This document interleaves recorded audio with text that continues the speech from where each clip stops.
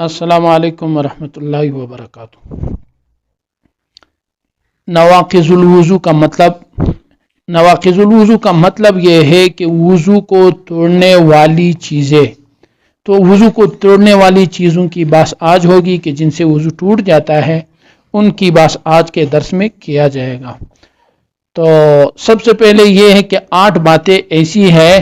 کہ جن 8 میں سے کسی ایک کے پائے جانے سے وضو ٹوٹ جاتا ہے، خواہ 8 میں سے ایک ہو یا سارے ہو یا 5 ہو، جو بھی ہو، لیکن کم از کم ایک ہو تو بھی وضو ٹوٹ جاتا ہے۔ نمبر 1، جب دونوں مخرج سے کیا مراد ہے؟ پاخانہ یا پیشاب نکلنے کی جگہ، ہر نکلنے کی جگہ کو مخرج کہا جاتا ہے، تو اس لیے کہتے ہیں کہ جب دونوں مخرج سے پیشاب، پاخانہ یا ریح مطلب ہوا، ان میں سے کوئی بھی چیز نکل جائے تو وضو ٹوٹ جاتا ہے۔ یہ ہوا ایک چیز۔ دوسری چیز جن سے وضو ٹوٹ جاتا ہے، فرماتے ہیں کہ جب تک خون یا پیپ بدن سے نکل کر اس جگہ تک نہ بہہ جائے کہ جس کا پاک کرنا ضروری ہے، یعنی خون اور پیپ کا اپنی جگہ سے بہہ جائے تو وضو ٹوٹ جائے۔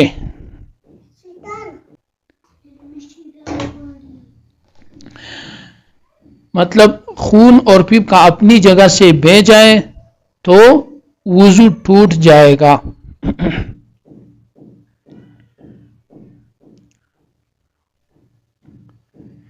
تو یہ یاد رہے کہ زخم سے خون یا پیپ نکلے یا نکالا جائے، اور زخم ایسی جگہ ہو جس کا دونا مضر یعنی نقصان دہ نہ ہو تو وضو ٹوٹ جائے گا۔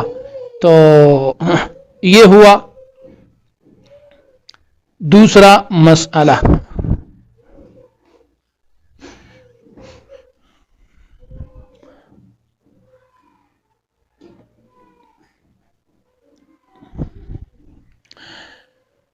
اور فرماتے ہیں کہ کٹمل یا کوئی اور جانور اگر اس قدر خون انسان سے پیے، چوسے، کہ وہ اگر جسم پر چھوڑا جائے تو اپنی جگہ سے بہہ کر دوسری جگہ چلائے تو وضو ٹوٹ جائے گا، لہذا ایسی صورت میں بالکل وضو ٹوٹ جائے گا۔ اور اگر زخم سے ذرا سا خون یا پیپ کہیں باہر نکلے اور ہر بار کپڑے سے صاف کر دیا جائے یا مٹی وغیرہ ڈال کر خشک کر دیا جائے تو ہر بار جو نکلا ہے وہ اگر اس قدر ہوا کہ اگر نہ پوچھا جاتا یعنی نہ خشک کیا جاتا تو اپنی جگہ سے بہ کر دوسری جگہ چلا جاتا تو بھی وضو ٹوٹ جائے گا۔ زخم پر پٹی باندھ دی گئی ہو اور خون یا پیپ پٹی کے اوپر سے ظاہر ہو تو اگر اس قدر ہو کہ پٹی نہ بندھی ہوتی تو اپنی جگہ سے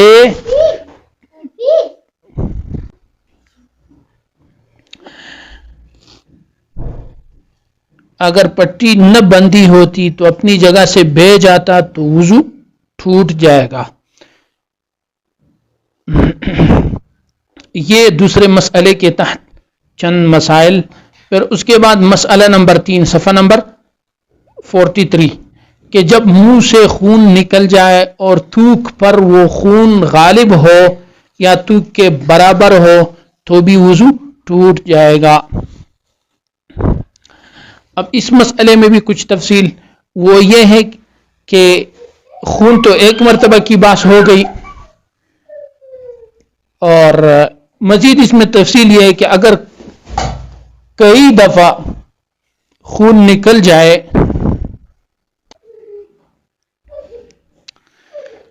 یہ تو ایک مرتبہ منہ سے خون نکلنے کی بات ہوئی، اگر کئی دفعہ نکلے کم اور سب کو اکٹھا کر کے اندازہ لگایا جائے برابر ہونے کا، یعنی تھوک کے برابر ہونے کا یا تھوک پر غالب ہونے کی صورت میں بھی وضو ٹوٹ جائے گا۔ اور ایک اور مسئلہ اسی سے متعلق کہ نماز میں اگر کوئی شخص سو جائے اور سونے کی حالت میں قہقہا لگ جائے تو وضو نہ جائے گا.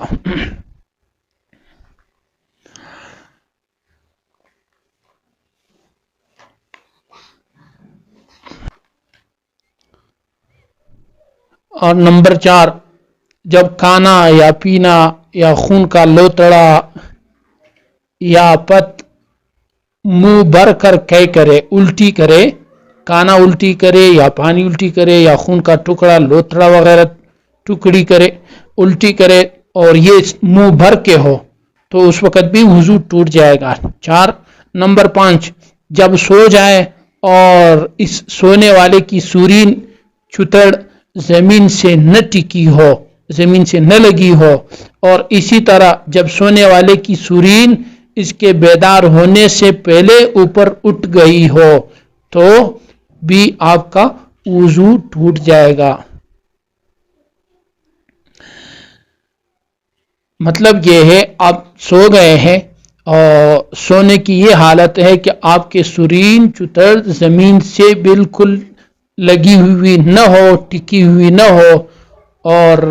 اسی طرح جب سونے والے کی سورین اس کے بیدار ہونے سے پہلے اوپر زمین سے اٹھ گئی ہو، یعنی پہلے تو وہ زمین پہ ٹکا ہوا ہے لیکن اس کے بعد نیند کے دوران ہی، نیند سے جاگنے سے پہلے اس کی جو سورین ہے، وہ چتر ہے، وہ زمین سے اوپر اٹھ گئی نہ ہو تو اس کا وضو ٹوٹ گیا. لیکن اگر وہ بیدار ہونے سے پہلے ایسا ہو گیا تو پھر وضو اس طرح نہیں رہے گا، یعنی اس کا وضو باقی رہے گا کہ جیسے ہی سویا اور اسی طرح جس طرح اس کا جسم زمین سے لگا ہوا تھا اور اسی حالت میں وہ بیدار ہوا تو پھر وضو نہیں ٹوٹتا، چونکہ اس صورت میں پھر ہوا کے خارج ہونے کا امکان زیادہ کم رہتا ہے. اور اگر اس کے برعکس ہو جیسے کہ لکھا ہوا ہے کہ جب سو جائے اور اس کی سورین زمین سے نہ ٹکی ہوئی، لگی ہوئی نہ ہو، اور اس لگے نہ ہونے سے پہلے اس کو نیند آئے تو تب بھی اس کا وضو ٹوٹ جاتا ہے. نمبر 6، جب کسی شخص کو بے ہوشی طاری ہو جائے تو اس کا وضو ٹوٹ جاتا ہے، یعنی پہلے وضو کی حالت میں تب بے ہوشی آئی تو اب اس کا وضو ٹوٹ گیا. نمبر 7، جب پاگل ہو جائے، یعنی ایسا حال آ جائے اس باوضو شخص پر جس کو پاگل پن کہتے ہیں تو ایسی حالت میں بھی وضو ٹوٹ جاتا ہے. اور نمبر 8، جب باوضو شخص مست یعنی نشے میں ہو جائے، چونکہ اس کو اپنی جسم کا کچھ پتہ نہیں ہوتا، وہ ہوش اور حواس کھو بیٹھتا ہے، ان کو کچھ پتہ نہیں ہوتا کہ میرے جسم سے ہوا نکلی یا نہیں نکلی، میرے ساتھ کیا ہوا، اس کو کچھ پتہ نہیں چلتا، اس لیے بے ہوشی کی مثال میں یہ اس شخص کا بھی وضو ٹوٹ جائے گا. 8 نمبر 9، جب بالغ شخص رکوع و سجدے والی نماز میں زور سے ہنسے. جب ایک بالغ شخص ہے، چھوٹے بچے پر نہیں، وہ نماز پڑھ رہا ہے، وہ نماز جس میں رکوع سجدہ ہے، اس نماز میں زور سے ہنسے تو اس نمازی کا